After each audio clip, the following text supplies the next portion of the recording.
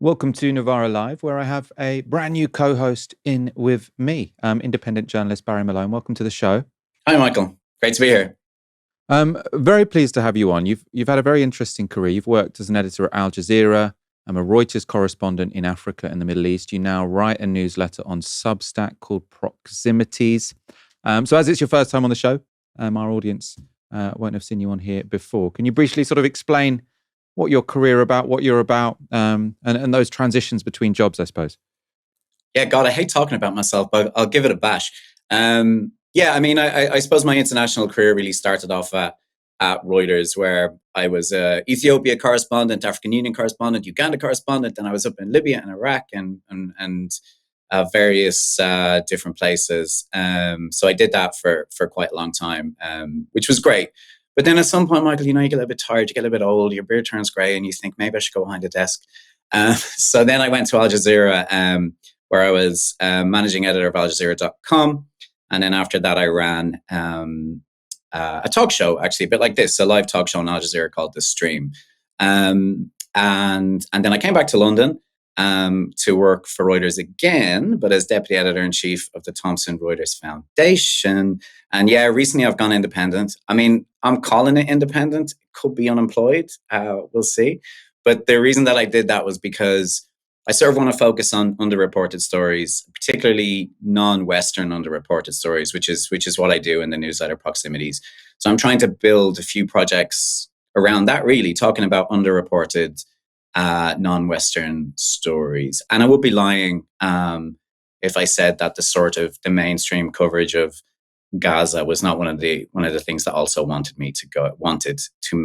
me want to go independent. I think guys like you filling the space where the mainstream media is failing made me want to jump on that ship. So yeah.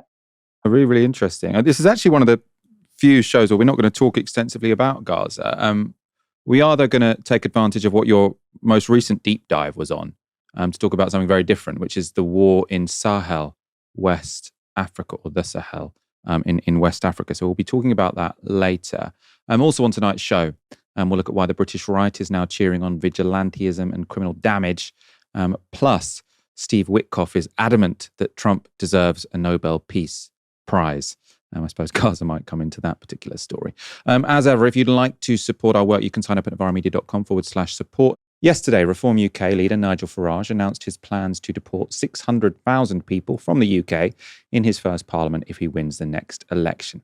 And today, unfortunately, it's looking more likely than ever he'll get the chance to at least try. So YouGov polling has found that just 20% of people in England and Wales would vote for Keir Starmer's Labour Party if there were an election held now. Meanwhile, 28% of people say their first pick would be Reform. The Greens, as you can see, are on a very respectable 11%. And of course, the Corbyn Sultana Party is not currently being polled as it doesn't yet properly exist. According to the Times, that would be the Labour's worst polling result since 2019. So how has the party responded? Well, on the back of Farage's deportation plans, some former Labour ministers appear to be encouraging the government to move in a similar direction. Tony Blair-era Home Secretary Jack Straw has told the Financial Times today that Keir Starmer's government should decouple from the European Convention on Human Rights. At the moment, the UK's Human Rights Act states that British courts must take account of the rulings by the European Court of Human Rights. And that's because our Human Rights Act essentially incorporates the international rights contained in the ECHR into British law. But speaking to the FT, Jack Straw said this: "There is no doubt at all that the convention, and crucially its interpretation, is now being used in ways which were never, ever intended when the instrument was drafted in the late 40s and early 50s. Straw also suggested that rather than withdrawing from the ECHR, as Nigel Farage has pledged, the government could simply amend the Human Rights Act so that British courts no longer have to pay so much attention to the European Court. On Radio 4's Today programme, Emma Barnett asked European Minister Nick Thomas-Simons about that intervention by Jack Straw. Labour's definitely staying put, it seems, of the European Convention on Human Rights. Is that the right call? So in relation to the European Convention on Human Rights, firstly, the Home Secretary, Yvette Cooper, is looking at how the courts are interpreting both Article 3 and Article 8, which is about the right to family life. So we're certainly looking at how it's been interpreted and implemented. But the reason that we say we shouldn't be leaving the European Convention on Human Rights is because we need international cooperation to solve the issue of the small boats in the English Channel. And the Home Secretary, Yvette Cooper, has been leading on our one in, one out deal with France. That pilot about returning people who come across the channel, but also the work that Yvette Cooper has been doing around the French changing their own maritime law to intercept boats in shallow water, first 300 metres away from the shore. You wouldn't be able to do this in the same way if you chose to join Russia and Belarus as the international pariahs who are not members of the ECHR. That's the Labour line, to say the ECHR, the only countries who have left it are Russia and Belarus. I mean, it's potentially an effective line. I think Winston Churchill had something to do with the drafting of it. Let's look at Farage from yesterday, because there's an update today, but we'll begin by showing you this announcement that may have shocked even some of his own supporters. You've said that you're going to detain anyone who arrives via small boats. Will that apply to women and girls? And what about unaccompanied children? Will they remain in Britain while their parents are turfed out? And yes, women and children, everybody on arrival will be detained. And I've accepted already that how we deal with children is a much more complicated and difficult issue. So I suppose he said detained there. I think the idea, though, is what he said will happen to everyone is they'll be detained indefinitely and then they'll be sent back to wherever they came from, even if they're at risk of being tortured when they arrived there. Later on Newsnight, Reform MP Richard Tice elaborated on that position. Will you detain and deport women and girls back to women and girl-hating Afghanistan? We will look at where people should be returned to.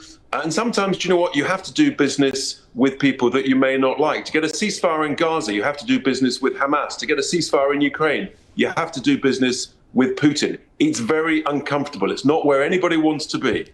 Okay, but you say that in because order to Mr. achieve the right aim, sometimes you have to do business with people that you may not like. That's just a hard fact of leadership and running a country, running a government.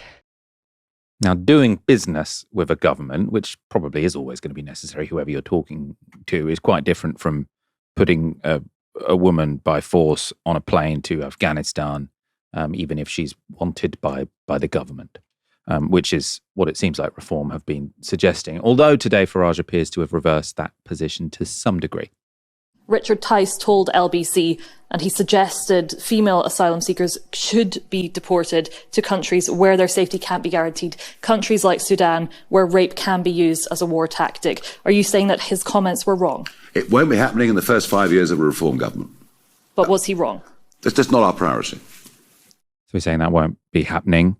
It'll just be men who get deported. Now, obviously, men also might face torture when they arrive. Well, they can also face rape, in fact, when they arrive back to a country which they are fleeing from.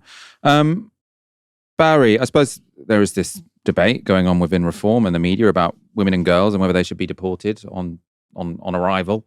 The story as well, I suppose, is also Labour's seeming ineffectiveness at resisting or countering what does seem like a zeitgeist which is just moving ever further to the right in Britain right now. Yeah, I think that, look, the things that Reform are talking about, the policies that they're throwing out there, it's just populism of the nastiest order. And, it's a base attempt to appeal to the worst elements of their base. And, I think that the huge mistake that Labour is making here is, and I don't know at what point centrist parties or mainstream parties are going to learn this lesson. They're not going to beat them by cleaving to the right. They're not going to beat them by echoing their own policies. What they're doing in effect is they're ceding the political ground. They're allowing Reform to frame the conversations, and you're never going to out reform on these issues. And I really wasn't surprised at all to see that poll that you just referenced. And who would be surprised? Are Labour surprised? I mean, if Labour are surprised, then they're even more out of touch than I thought they were. And I think that the sort of the key thing is, when people are are angry about their own personal circumstances. And we all know this is the age-old tale. They're looking around for someone to blame. And people like Farage, people like Reform, elements of the far right, they're really, really skilled at exploiting, the situations that people find themselves in. And why would anybody vote for Keir Starmer? He's given people no reason to vote for him. In the run up to the last election, they put themselves forward as kind of solid managers. The bureaucrats who are going to take us away from the incompetence of the Tory years. And I think that only works when people because people were incredibly tired of the Tories. It's not going to work now. And then the other thing is, I think that they, in terms of their poll ratings, I think that they underestimate the impact of the war on Gaza. Because they're clearly, if you look at the opinion polls, they're clearly out of step with the British public on this. And it's not just young activists. It's not just the usual suspects, as they would have you believe. It's a broad section of the British public now who are against this. And I think that's going to hurt them too. And I do think that's partly hurting them in the polls also. So, yeah, I'm just not surprised. And if they are, then, I'm shocked at that too. I think what is just so striking about British politics right now is the extent to which there is a vacuum other than Nigel Farage. If people say, what does Nigel Farage stand for? People will be able to give you an answer. I'll say Nigel Farage stands for stopping the small boats and stopping migrants. If you say, what does Keir Starmer stand for? You've got no idea. And that's because they haven't chosen an alternate enemy, right? People are annoyed at the moment. People are pointing at migrants. If you want to also make some political weather, you've got to say, well, what else might be to blame for your problems? And there are lots of candidates, right? Labour, I think a mistake they made, and you can see why they did it. It was sort of like the lowest common denominator. We'll say the enemy is the Tories, mismanagement by the Tories. That's the real problem in Britain, and that's how we're going to shape the debate. The issue is that now their opposition isn't the Tories, it's Reform. So the whole thing which they had created as their reason to be, which is that we're not the Tories and we're not the left, well, the Tories are no longer particularly relevant because Reform are the opposition. And, well, fine, if you don't like the left, that's okay, but that's not going to make the right vote for you. It's just going to make the left not vote for you if you don't have anything else to offer. So, yeah, I mean, I think they're getting desperate. As it stands, Farage is very likely to be the next Prime Minister. It will be very interesting to see what happens when that new party begins to get polled. Western media headlines have been dominated by two wars over the last few years. They are, of course, Russia's invasion of Ukraine and Israel's genocide in Gaza. Sometimes there are reports on the catastrophic situation in Sudan too, where 15 million people have been displaced and upwards of 150,000 people are thought to have been killed. But there is another conflict being fought that you hear and see even less about. It's been going on for 14 years, and when its impacts have been felt across at least 8 countries. It's also created a region with more terror-related deaths than the rest of the world combined. That's according to the Global Terrorism Index. I'm talking, of course, about the ongoing conflict in Africa's Western Sahel. Now, the Sahel region is a vast semi-arid belt of land that forms a transition zone and between the Sahara Desert to the north and the tropical savannas to the south. But the conflict centres on an area known as the Triangle or the Tri-Border region, where Burkina Faso, Niger and Mali meet. You can see that Mali and Niger border Libya to their north. And in fact, the roots of the Sahel War go back to the 2011 war in Libya, where in the political vacuum that followed the overthrow of Muammar Gaddafi, instability as well as a free flow of abandoned weapons flowed through the country's neighbours and into the hands of various armed groups. Now, amongst those groups were the Tuaregs, northern Mali, who staged a rebellion that almost ousted the central government in Bamako and who demanded an autonomous region in the north of the country. That led to the movement of thousands of refugees into neighbouring countries like Niger and Burkina Faso. At the same time, several Islamist rebel groups formed in those countries and quickly began capturing territory while fighting both the central governments and each other. Many of them have pledged allegiance to groups like Al-Qaeda and ISIS.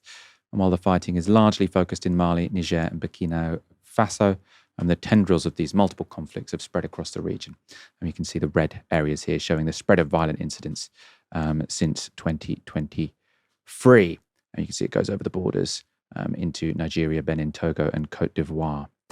So this is a conflict involving multiple Islamist groups, as well as the forces of the military juntas that control each of Mali, Burkina Faso, and Niger.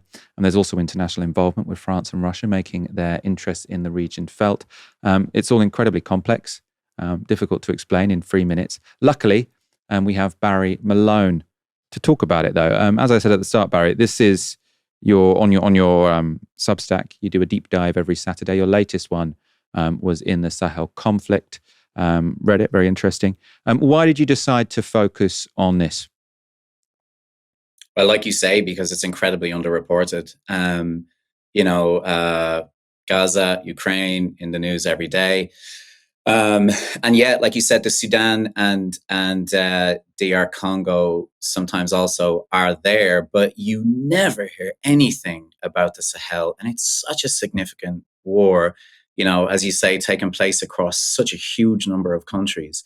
I wanted to try and come up with a kind of a simple explainer for people so that they could dig into it a little bit more themselves. For me, it's only really up there with the war in Ethiopia as something that doesn't get the coverage that it should as a hugely significant war of our times. So yeah, that's why I deep dived on it. I mean, it is a difficult war to explain because there aren't so clearly two sides. Obviously, the Ukraine war, you've got Russia, there's a legal invasion of Ukraine. They're backed by sort of two different blocks in the world. Obviously, Israel and Gaza, you've got this occupying power backed by the West doing a genocide against the people it occupied. There's a narrative framework that people can fit those conflicts into, which means that they understand them. I suppose you can sort of say, I get this. This is an imperialist war. This is a colonial genocide, right? It sort of, in one's head, makes sense of it. Is there a way of, I suppose, interpreting the conflict in the Sahel, which might help people sort of grasp what we're looking at here? Yeah, that is a huge challenge. But look, professional journalists should be able to surmount that challenge. And explain it in as succinct a way as possible. I hope that you understood it from my newsletter to some extent on Saturday. I can't put it in as simple terms as I could put Gaza or as I could put Ukraine and Russia. But look, essentially, the issue is that you have three governments in Burkina Faso, Niger, and Mali who are really, really existentially threatened at the moment. They're all military juntas, as you say. Since 2020, there's been 4 coups across the 3 countries. And those coups have partly been provoked by the insecurity within those countries because of these armed groups who are seeking to overthrow those governments. And so, I think the really key thing is, so there are three governments in an incredibly strategic, resource-rich part of West Africa who are in very real danger of being overthrown. In Burkina Faso, the government is now only in control of 40%, 60% of the country. 40% is in the control of the armed groups. I mean, that's crazy. And analysts are saying that the same thing could happen in Niger and Mali, where they control not as much territory as that, but it is likely that they could end up controlling more territory. And then the other hugely significant thing you have is the populations, obviously, who are caught in the middle here, and they're in sort of rural parts of the Sahel, or we call it the tri-border area, where the borders of Mali, Niger, and Burkina Faso meet. There are people there who are very, very poor, who cannot find jobs in the formal economy, who have very little in the way of basic services and infrastructure, who feel completely abandoned by the central governments. And then what happens is, you have groups who come in, like Jamaat Nusrat al-Islam wa al-Muslimin, JNIM. They are the most significant group in the region, and they're a real force to be reckoned with. They've got 6,000 to 7,000 fighters, and they're already providing basic services. They're opening clinics, they're running schools, they're taxing the local population. And if I'm a young, unemployed person in the Sahel, I can't get a job, I'm poor, guess what? I can get a wage if I work, if I become a fighter with JNIM. That's not to say that some people don't join for ideological reasons. Of course they do, but we've seen this in Somalia too. if with Al-Shabaab, a group comes along, they have resources and they offer you payment, then, you're going to join that group to look after yourself. So yeah, I think the big takeaway is what's slipping under the radar in the international media is that these governments could fall. Is there, because these are governments who are military juntas, they did coups, but is it worse if they do fall, I suppose? Should the takeaway be, let's hope these governments manage to hold off the Islamist rebels, because that would be even worse? No. It's a good point you make. I'm saying, please let the military juntas hold on. But it's all about stability, right? And obviously there are different things that you could mean by that word stability. As you said, there's all kinds of interference from foreign powers. So, you had France in there, although their influence has waned. Now you have the Russians in there. The United States is certainly interested from a military perspective. The Chinese are interested from a resource perspective. I think there are Chinese companies involved in the region mining for lithium. So I guess they'll all have different ideas of what stability is. For me, it comes back to the population, right? What is best for the population in the region, who are already suffering massively, and for example, in Burkina Faso, the military leader there, Ibrahim Touré, he has become something of a hero among the kind of anti-colonialist left in the West for expelling the French troops. But I sort of think that for the people of Burkina Faso, it wouldn't matter if it was the French or the Russians.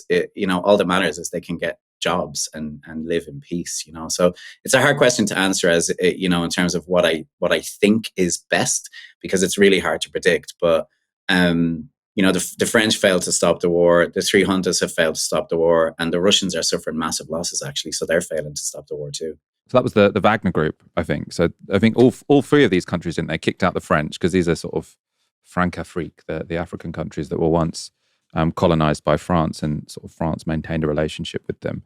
So you had a sort of anti-imperialist leaders who kicked out the French, but obviously they're very weak states, so they probably did need a bit of support from somewhere, and then they turned to Russia and the Wagner Group. Is that still? This did get a fair amount of publicity in the West, because sort of the Western media cares about Russia and the Wagner Group, and so it was reported that they were around. Was this? There's also the idea that sort of Russia was intentionally destabilizing the Sahel to worsen the refugee crisis for Western Europe. I'm not sure sort of like if that's got any legitimacy to it at all. But how should we understand the relationship of sort of France, Russia, the West in general, sort of global powers in general to the Sahel? Is it, I suppose, another framework that people sort of understand these things is via imperialism and colonialism? And is it just these sort of, is this a proxy war for international powers that want access to raw materials? Or would that be to simplify things? I'm always wary of saying that, foreign powers are responsible for everything that happens in a place like the Sahel, that, that they're at the root of all the problem. It sort of denies the political powers in the countries themselves any agency, right? But, just to sort of, I suppose, isolate and specifically take that foreign involvement,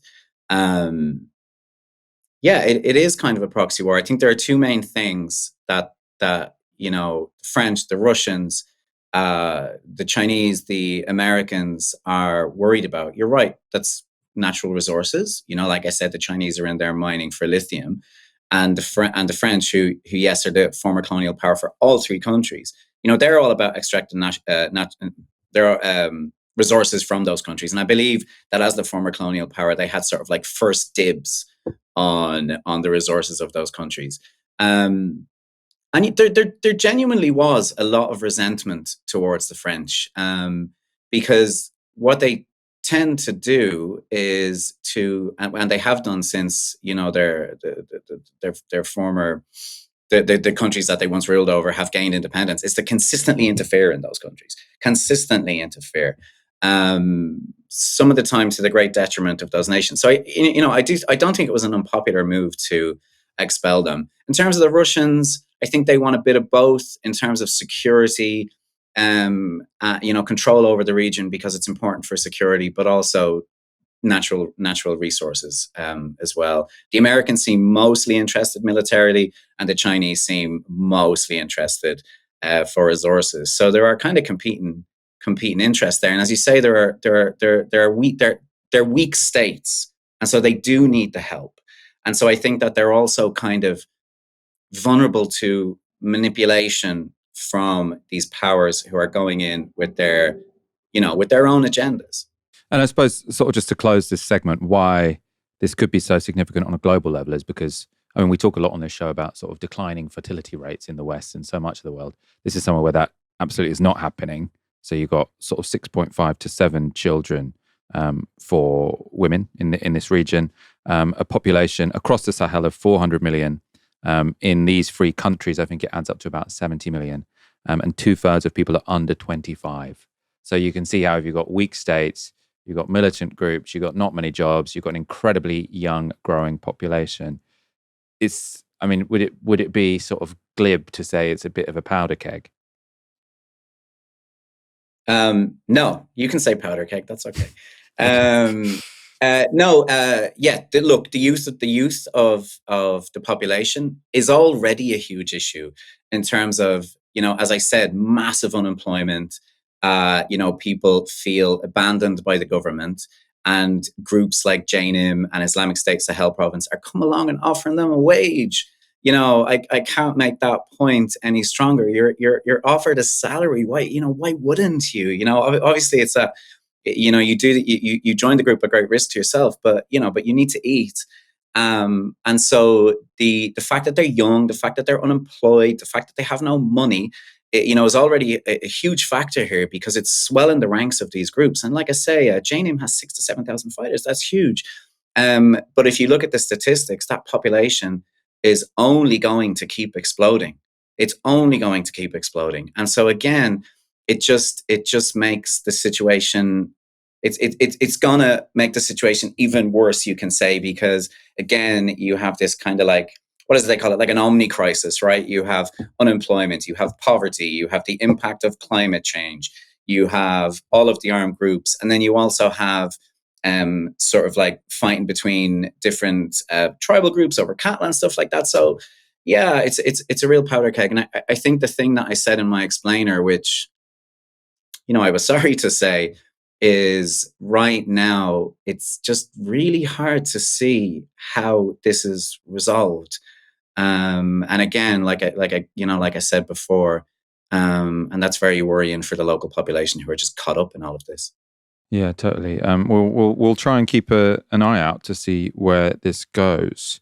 I also want to, when we get you back on, sort of talk about areas of Africa where things are going a bit better. Because the other problem with the news is that there's only some conflicts we talk about, but then when it comes to the whole continent of Africa, you only talk about it at all if there's a deadly conflict. So we'll try and get you, when we've got you co-hosting again, sort of talk about a different story about the region. When I say the British right, what words come to mind? Conservatism is one, obviously. They named a party after the idea. Stability, perhaps. Law and order. That's definitely up there. Public decency and civility. A strong police force. A harsh, stern state that is willing to punish.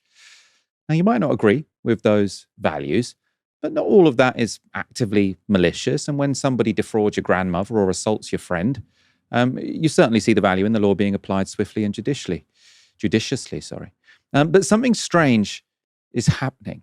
As much of the British right turns its backs on the core things they once claimed to care about. Now, it started with graffiti, as they cheered on painting St. George flags on roundabouts, zebra crossings, and even people's homes, without homeowners' consent, it should be added. Now, normally British Conservatives would be aghast at such behaviour. Deal with these drunken yobs daubing red paint on the front of that elderly lady's flat. Except now, many of them are cheering graffiti and criminal damage on because they perceive it as advancing a certain agenda they like. Here was a video that was widely shared over the weekend. Yes, that's what we're doing here. Doing it, mate. Are we doing it round here, Ralph? Get up there. What are we doing? Painting the Tan red. Go on, the Next boys. Next one. Next one. Get up. Send it. The boys are going mad. You want to get up here, get amongst it, or what? Hey? You get him right. He's a liar. Jesus come out the Indian. He wants one above the shop. You guys are crazy, man. How long have you been doing this for? Half hour. Bone and bread, fucking Jesus. I'm an Englishman, I'll do it till I die, sweetheart. Get up. On to the next one. Let's go. Spread them all the way across. No, can't. It's for the country, you know? Yeah, for your future. For your future, sweetheart. All these ragged Palestinians. Now, you'll have heard the word raghead at the end there, which is racist and obviously appalling. Also, these guys are painting on people's houses. Now, that's criminal damage. Now, by the way, those people may even agree with painting zebra crosses. Who knows? But yet, right-wing accounts, which are normally so fixated with private property rights and vandalism, suddenly didn't appear to have much of a problem. Right? So, so long as it's a St. George's flag, suddenly vandalism, suddenly graffiti is okay. In a similar vein, though even worse, I think, was the sharing of this video from Scotland over the weekend. You have a knife. You don't. Hey, I'm fucking 12 me. You're fucking bad and Why are you fucking with us? You're fucking kid bashers. Show the knife. Show the knife. Show the knife. Get away from us. Show the knife. Show the knife. Don't touch it. That's it. That's it. Show the knife. Don't touch my little sister. Show the knife. That's it. Don't fucking touch my little sister. She ain't fucking 12. Wait until I fucking catch me. She's fucking 12 and you just battered me, mate. Wait until I fucking catch me. Yeah, show the knife. Maratha. Don't touch her down to me. Don't touch her. Now, if you're listening on the podcast, that video showed a teenage girl brandishing a large knife and an axe at the person filming. The person filming has a non-British accent, which is going to relate to the rest of this story, while another girl shouts at the man with the camera to leave them alone. Now, news reports of the story behind that video have been somewhat limited, but on Monday, in an article published with a still from that video, the Scottish Sun reported that a 14-year-old girl has been charged after allegedly brandishing a knife. Again, no mention of the man filming having done anything wrong. Now, as this is an ongoing criminal case and one apparently involving a minor, there's not much more we can say about it, but we can give you an update from Scottish paper The National today. They say the Scottish police have issued a misinformation warning after a girl aged 12 was charged in Dundee.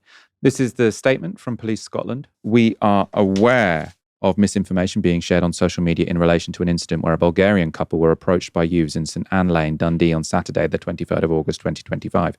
A 12-year-old girl has been charged with being in possession of offensive weapons. She will be referred to the relevant authorities and our inquiries are ongoing. We would like to thank the local community for their help with our investigation and would urge the public not to share misinformation about this incident or speculate on the circumstances. Now, as for the misinformation, you really can't overstate how much misinformation there was about this case, because right-wing Twitter loved this video and they were quick to jump to conclusions. So an account called Right Angle News Network said, breaking, police have arrested and charged a 14-year-old girl after she was forced to brandish a knife to defend herself and her friend against a migrant who attempted to assault her. And then in reply to that, Elon Musk has said, insane. And whenever Elon Musk replies to something, it gets lots of views. So this has had 18,000 retweets, 88,000 likes, 20 million views, with something that seems, it's completely made up, essentially. Britain's far right were quick to jump onto that narrative. Of course, Paul Golding leads the far right Britain First. He also has 250,000 followers on Twitter. So he said, young Scottish girls shouted at migrant pervert. So we've got no idea who the person filming is, recording them before brandishing an axe and a knife to warn him off. Is this what our country has come to? Is this what our girls have to do to protect themselves? Now, according to the National, or according to the Scottish police, actually, this was a Bulgarian couple. There's no suggestion they've done anything wrong whatsoever. Again, no evidence. What Golding said in that tweet was true. In fact, lots of evidence it probably wasn't. The video was also shared by Tommy Robinson, whose framing was more cautious, as befits a man who's been on the wrong end of Britain's defamation law. So he said, very concerning video out of Dundee. Very distressed young girls being filmed by a migrant. The children can be heard saying they're only 12 and to leave them alone before one child brings out weapons. What's happening here? Other popular right-wing accounts in the US went even further. This was from the US's self-proclaimed most offensive comedian, Leonarda Jones. So she said, "As someone who was stalked by a paedophile from the age of 8 to 11, I can tell exactly what point this girl is at. This isn't the first time pedo-Muslims have harassed her and her sister. She's exhausted every avenue of pleading to the adults to help her, and they've failed. They're afraid of the power structure. They don't know what else to do. They've essentially told her she's on her own. That's what you see here. A 13-year-old girl that knows if she doesn't protect herself and her sister, they're going to end up like all the other girls who got abducted by Pakistani rape gangs. And she's decided she would rather kill than be a sex slave." I won't read any more of this. I mean, it's fiction. Miss Joni had no idea what happened, but like Golding now cheers on children wielding axes and large machetes in the street by making some pretty wild assumptions about the person who was filming it.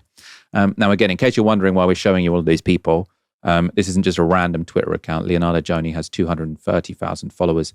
And that tweet, this is significant, had 23,000 retweets. It's not just 23,000 people looked at it. 23,000 people looked at it and retweeted it. Well, I say people.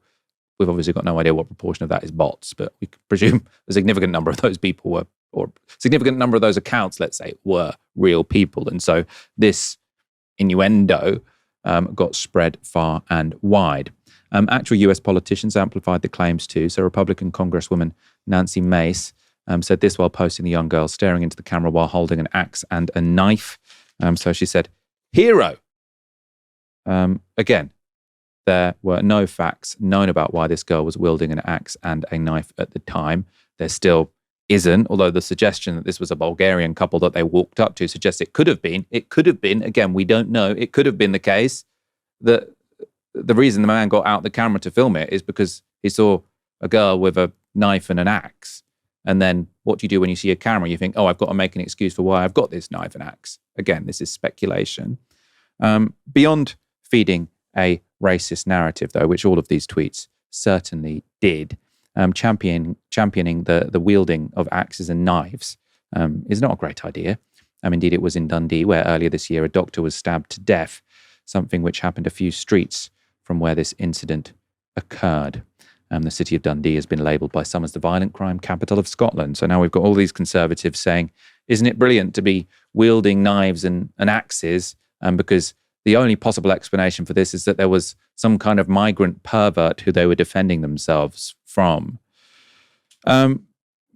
Barry, I suppose my question to you initially is about Twitter, I suppose, because we've seen, I think, a really dramatic shift to the right in terms of public discourse in this country, which has gone right up to sort of politicians. It includes sort of justifications of criminal damage, justifications of vigilante violence, and it definitely includes sort of a massive moral panic about migrants, sort of just making out that every male migrant is a rapist, essentially. To what extent do you think Twitter, on Elon Musk specifically buying Twitter, has been the key variable in that political shift in Britain and also across the West? First, can I say that these men painting zebra crossings have you ever seen anything so pathetic? What's the expression? I see your dad's taking the divorce well. But onto the Twitter thing, I used to be very sort of reluctant to say that Twitter was the real world. I mean, it's not the real world, but to make that to think that Twitter had such an impact on the real world. But I think it's inescapable now that it is having a hugely negative impact, and it is partly driving these conversations, and that is translating to the streets and translating to incidents like this. And of course, it's gotten worse since Elon Musk sort of, allowed it to be a cesspit again. You can go on there and you can be as racist as you want, and you can be as threatening as you want. And, no matter how many times people report these tweets, there's no issue. The complaints are rejected by Twitter. I think we've seen it in Southport that people looked at tweets and it essentially riled them up and got them onto the streets. I mean, that's huge. There are people with gigantic followings who can rile people up to the extent that they will go out and engage in violence. I'm usually based in London, but I'm on a holiday in my homeland here. And we had this exact same thing happen in Ireland a few weeks ago. I mean, it's almost a mirror image. There is really disturbingly here a focus on the Indian community. I'm not sure exactly where it's come from, but again, a lot of people on Twitter are talking about how there are a lot of Indian people moving to Ireland. They're taking jobs, the usual nonsense. But what it's meant is that there have been several attacks against the Indian population here. And in one case, it was like with these two girls in Scotland, which one of the things that really disturbs me about that as well is that the far right are cheering on children brandishing an axe and a machete. It would be bad enough if it was adults, but children. But it was the exact same thing in Ireland. It was a group of young teenagers who, riled up by posts that they'd seen online, which I think originated on Twitter, but then migrated to Snapchat. So I think that's also happening too. You have maybe older members of the far right who make claims on Twitter, and then those claims and videos are cross-posted to platforms where you'll also find younger people hanging out. So riled up by these posts about the Indian community, a group of young teenagers in Dublin attacked an innocent Indian man on the pretext that he was flashing in a playground. Irish police said that there was absolutely no truth to that whatsoever. The attack on the man was really, really brutal and horrific. And if it wasn't for a brave woman who stopped her car and made these guys stop, it was horrific. So yeah, I think it's really clear that it is having a real world impact, and that needs to be taken incredibly seriously. And Twitter certainly has no will to do anything about it. Quite the opposite. The owner of the platform is amplifying the nonsense. Steve Witkoff is Donald Trump's chief negotiator when it comes to the Ukraine war and the Gaza genocide. So he should, in theory, have a lot on his plate. A lot of lives depend on him doing his job properly. So if he was given one wish, what would it be? And there's only one thing I wish for, that Nobel committee finally gets its act together and realizes that you are the single finest candidate since this Nobel Award was ever talked about to receive that reward. Beyond your success is game-changing out in the world today. And I hope everybody one day wakes up and realizes that. That's right. There's only one thing Steve Witkoff wishes for. It's not peace and justice in Ukraine. It's not an end to the famine in Gaza, but rather that his boss gets a Nobel Peace Prize. And indeed, he said he would be the finest candidate for the prize ever since it was talked about. Now, what talked about means is somewhat ambiguous. The award's been around for 100 years or so. People who've won the award in the past include Nelson Mandela, Martin Luther King. So there is some tough competition to be the most qualified candidate ever to get a Nobel Peace Prize. Also, I love those images where you sort of Donald Trump gets his entire cabinet to sit around a table and just shower more and more ridiculous praise on him, sort of brown nose in front of the whole nation and the whole world, in fact. What's interesting, though, looking through sort of the past winners of the Nobel Peace Prize, as I was doing on Wikipedia today, is that it's not entirely implausible, I think, that Trump could get the prize if he can agree some kind of ceasefire deal between Russia and Ukraine. Now, of course, this would be shocking because he's completely amoral, but so were some previous victors. So in 1973, Henry Kissinger was awarded the prize for negotiating a ceasefire in Vietnam. Of course, before that ceasefire agreement, Kissinger had authorized secret illegal US bombings in Cambodia and Laos to disrupt North Vietnamese supply lines. Between 50,000 and 150,000 civilians are estimated to have died in those bombings. Historians argue that destabilization helped fuel the rise of the Khmer Rouge, who killed 2 million. Right, so you're sort of saying the Americans, for agreeing a ceasefire, can get rewarded, even though it was their bombs, their napalm, that killed so many civilians. Lee Duc Tho, who was jointly awarded the prize, so from the North Vietnamese side, he declined to accept it, potentially because he didn't want to win it alongside Henry Kissinger, I'm not sure.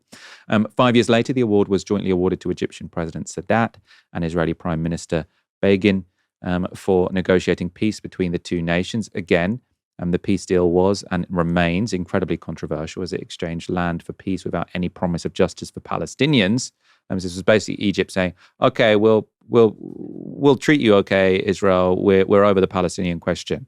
Sadat was incredibly unpopular in Egypt for having signed that deal. He ended up getting assassinated basically for having signed that deal. And on the Israeli side, before becoming prime minister, Begin led the Irgun, which is a Zionist paramilitary group responsible for attacks like the Deir Yassin massacre, in which at least 107 Palestinian Arab villagers were killed. Even the 1993 award, when Nelson Mandela got the prize, was controversial as he shared it with de Klerk, who, before seeing the writing on the wall and helping to dismantle apartheid, had enforced it. So, Barry, two questions for you. One, do you agree with Witkoff? Is Donald Trump the most qualified candidate ever for the Nobel Peace Prize? And I suppose more seriously, perhaps, can you actually see him being awarded it? Who else, Michael? Like, where's the competition? He's the greatest peacemaker of our time. By the way, they should have just packed it up after they gave it to Henry Kissinger. You know, I can't believe it's still going. Look, he's desperate for it. He was desperate for it in his first term, and he's desperate for it now. He keeps talking about what a peacemaker he is. You know, we can go all the way back to the Abraham Accords, and you know, him trumpeting the fact that he sat down with Kim Jong-un, and he is desperate for this prize. I think it's been a sort of a through line of his two terms in office. Could